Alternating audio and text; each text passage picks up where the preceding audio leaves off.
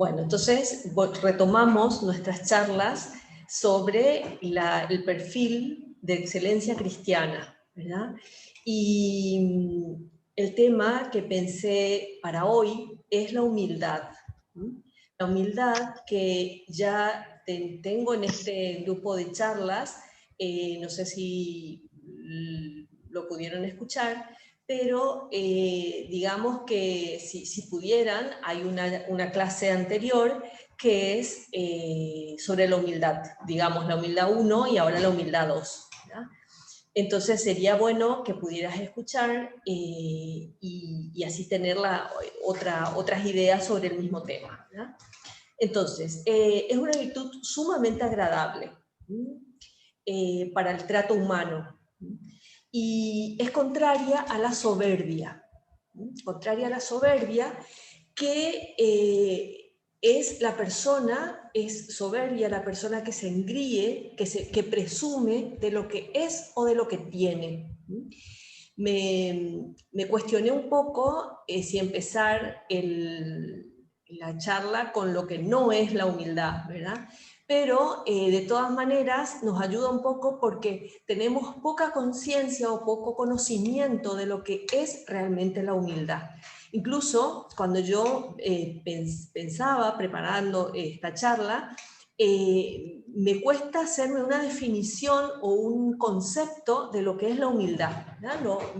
Habitualmente decía que justamente se tiene un concepto errado de la humildad, directamente errado y directamente contrario a lo que es la humildad.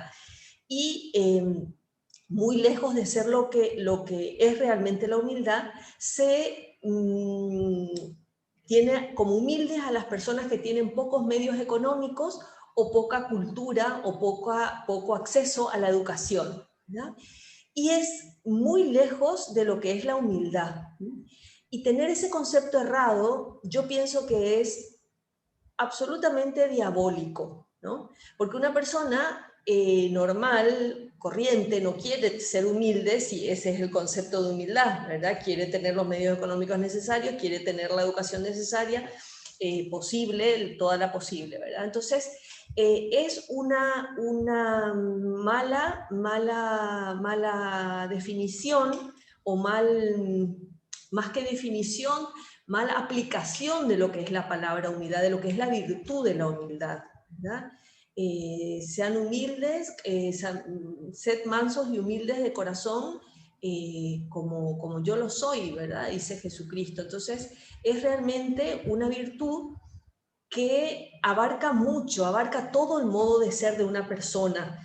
Y sin ella no existe virtud que sea virtud. Por eso es tan importante y bueno, vengo diciendo cada una de las virtudes que tocamos, esta es muy importante, ¿verdad? Pero casi que ya no me van a creer, por tanto, repetir esto, pero cada virtud tiene su gran importancia y está primera que todas, más que la caridad, porque la caridad pierde su sentido, todas las virtudes pierden su sentido. O sea, sin humildad busco ser buena por amor propio. Entonces pierde todo su sentido la virtud. Por eso la humildad es tan importante.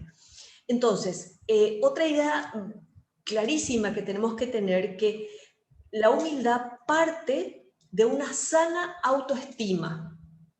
No es una persona que no tiene autoestima, que piensa que no es nada, que piensa que no tiene ninguna virtud o pocas virtudes o lo que sea.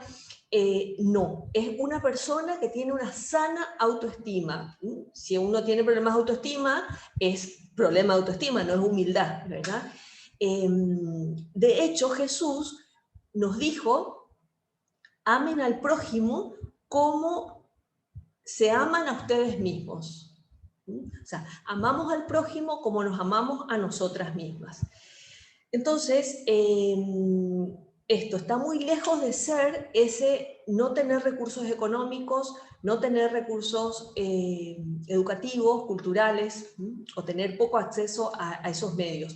Lo que sucede, y ahí está el punto, que esas personas quizá, ¿verdad? Pueden ser humildes porque tienen poco de qué presumir, ¿sí? O poco de qué engreírse o de ser soberbios, ¿sí? Entonces, por eso puede ser que tengan una tendencia a ser más humildes o tengan la posibilidad de ser más humildes. Pero de hecho pueden ser muy soberbios, ¿verdad? Y vos y yo encontramos personas muy soberbias dentro de aquellas que no tienen medios económicos. Entonces, ¿qué es la humildad? La humildad es el reconocimiento de lo que soy. ¿Y qué soy? Soy nada. Es el reconocimiento de mi nada. Porque todo lo que tengo es prestado. Soy la administradora de todas mis virtudes, de todas mis capacidades, de todos mis talentos. Todo lo que tengo es prestado. Todo me lo dio Dios. San Pablo en un apartado dice, si todo lo recibiste, ¿de qué te glorías? ¿De qué te mandás la parte? ¿De qué te crees? ¿De qué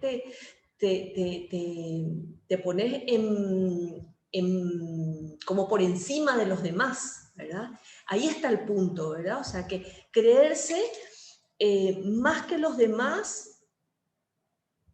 como persona o como propietaria de cosas, ¿verdad? Entonces, es la convicción de que el sentido de mi vida es rendir los dones que tengo al servicio de los demás, ¿verdad? O sea, que es hacer rendir mi vida. Lo que decíamos al hablar del servicio, del amor, ¿verdad? Es el que no vive para servir, decía la Madre Teresa de Calcuta, no sirve para vivir. Y tarde o temprano lo pasa mal, choca con la gente, no es feliz. Y sin complejos de superioridad, sin soberbia ni orgullo. Hay personas que son así, ¿verdad? Que ya, así como, bueno, a algunas nos cuesta más una virtud que otra, ¿verdad? Pero de todas maneras, esas virtudes, a cada uno nos cuesta una determinada virtud, ¿verdad? O determinadas virtudes. Entonces es el reconocimiento de mis virtudes y mis defectos, ¿sí? El conocimiento propio, ¿verdad? Que tanto que tan importante es, ¿verdad? Que tanto decía los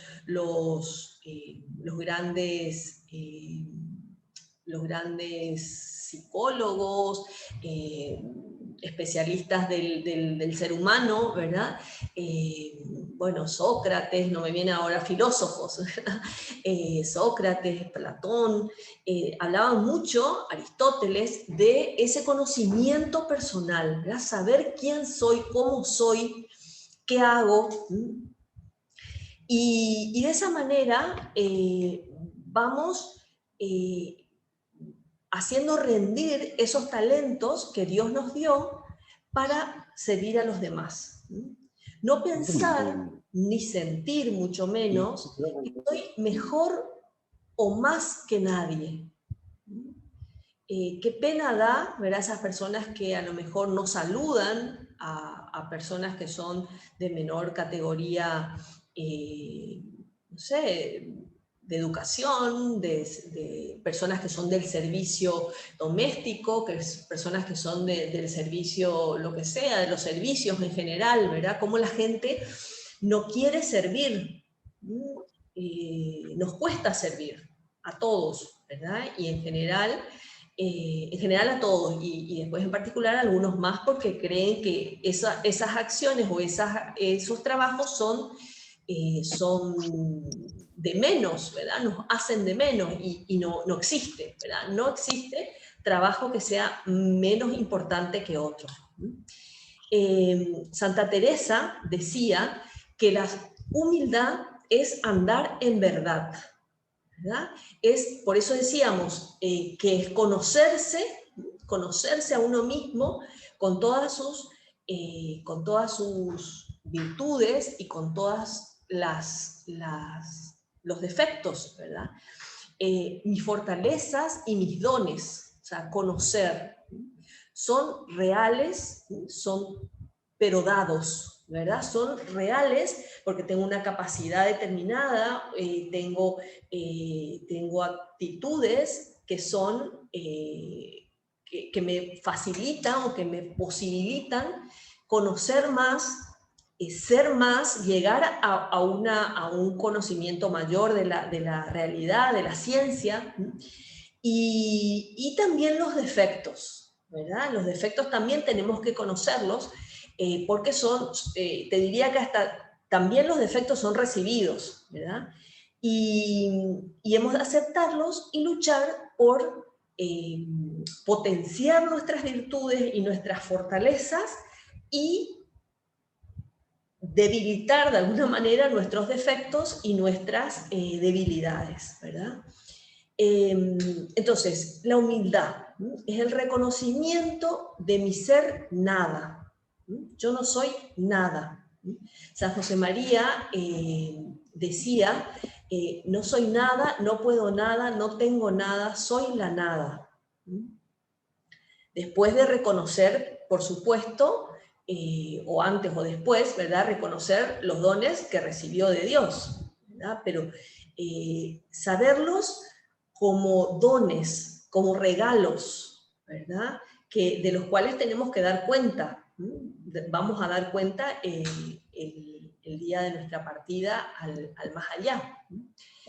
Por eso pensaba en este tiempo de pandemia en el que estamos, ¿verdad? Pensaba que ver a la gente morir o saber que la gente está muriendo nos tiene que llevar o nos ayuda de hecho, ¿verdad?, a comprobar que a la otra vida solo se lleva lo que el alma haya almacenado. Solo llevamos aquello que está en nuestra alma y que forma parte de nuestro ser.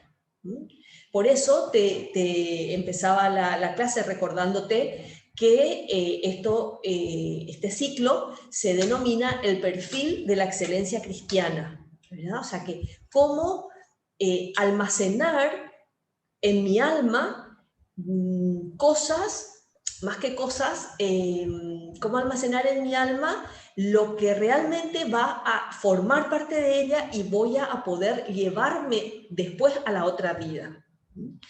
Y justamente comprobar esto, ¿verdad? A mí cada vez que voy a un velatorio, ¿verdad? Me ayuda meditar sobre la muerte. Bueno, no solo en esos momentos medito sobre la muerte, en otros también, ¿verdad?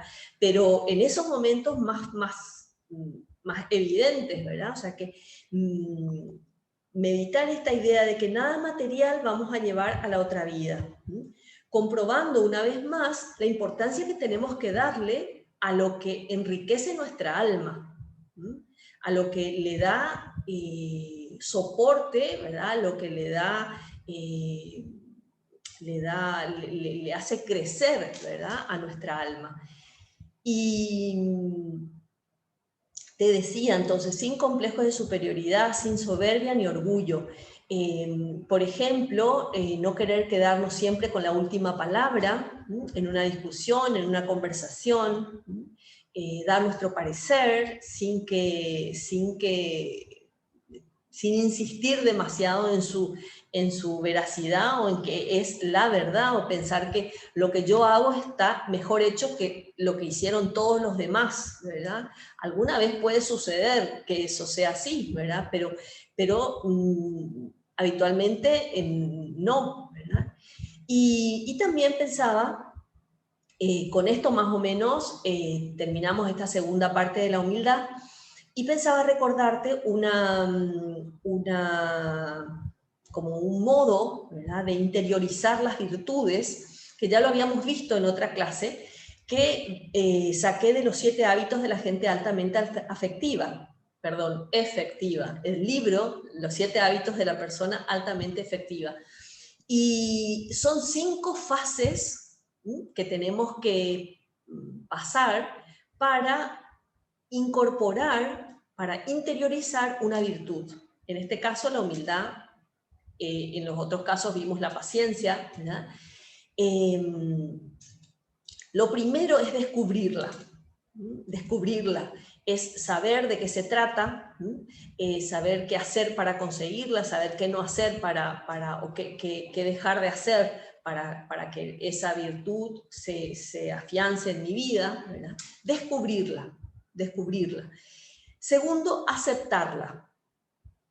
Aceptar que yo necesito esa virtud, que yo no la tengo, o que la tengo en alguna medida y en otra no.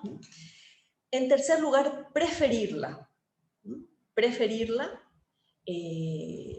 quererla, querer tenerla.